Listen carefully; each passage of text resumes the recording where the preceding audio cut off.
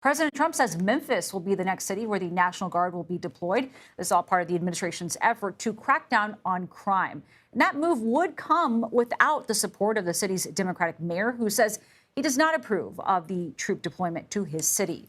Joining us now is CBS News White House reporter Willie James Inman. Willie James Inman, always very good to see you here. What are we learning about when these troops might be deployed to Memphis, and exactly what would this deployment entail?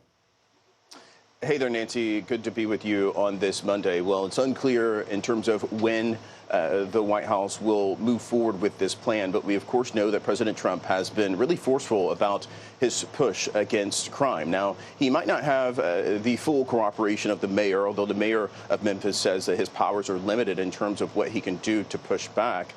But he does have the cooperation of Tennessee's governor. In fact, the governor adding in a statement over the weekend that this is building on another operation in coordination with federal authorities, including the FBI, state and local law enforcement personnel to push back against crime in the city of Memphis. So this would build on top of that. It could perhaps look quite similar to what we saw in the nation's capital. Remember weeks ago, the president not only took over the police force here in Washington, D.C., but also deployed National Guard and federal authorities throughout the city to push back against crime. So we could perhaps see the National Guard deployed there in Memphis as a presence to deter crime. In fact, the White House is already on the messaging front. The communications office sent out a note to reporters. The title of that note is "Memphis has a crime problem and residents agree." And they note several residents via news reports who have complained about crime in that city. Of course, we have to wait and see in terms of what the president does in pushing or providing National Guard troops to other cities across the country. He has teased that he wants to do that in Chicago. Baltimore, of course, he's faced pushback from the governors of Illinois and Maryland.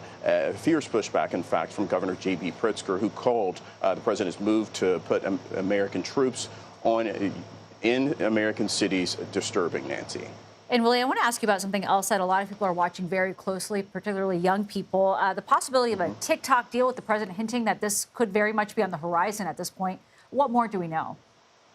Yeah, that's right. The president teased this in a Truth Social post this morning, talking about a deal that is potentially reached with a certain company. He didn't name the company, but he said he would be talking to President Xi of China later this week. And we know from the Treasury Secretary, Scott Bessent, who was in Spain talking to Chinese officials, that there is a framework between two private companies for a TikTok deal. Remember, there was a law passed that was signed into law by former President Joe Biden that would force ByteDance, the parent company of TikTok, to divest or be banned in the United States. But within that law, there was the power for the president to, via executive order, essentially say that he's going to buy more time for this deal to go through, that the Department of Justice wouldn't necessarily have to enforce this ban on app companies or major tech companies like Apple and Google, who run their app stores, which allow people to download the TikTok app. Of course, this would be welcome news to those millions of Americans who use TikTok. The president